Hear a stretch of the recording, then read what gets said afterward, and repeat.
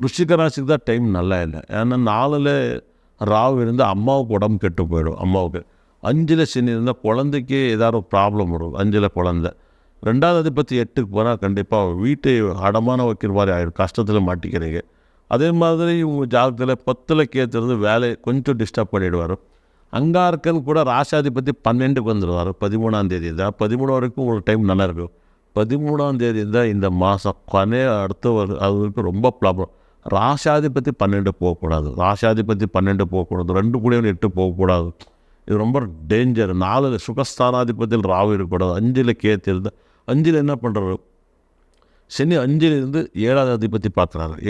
சனி 5லிருந்து 7க்கு யாருக்கு பார்க்குறாங்க, அவங்களுக்கெல்லாம் காதல் கல்யாணத்தில் ரொம்ப பிரச்சனை வந்துடும். எல்லாம் சூப்பர் ஸ்டாராக இருக்கட்டும், நான் பார்த்துக்கிறேன், எது பெரிய நடிகர் ஜாதகெல்லாம் பார்த்துக்கிறேன், அவங்கெல்லாம் 5ல் சனி இருந்தால் கல்யாணம் டைவர்ஸ் ஆகிடும்.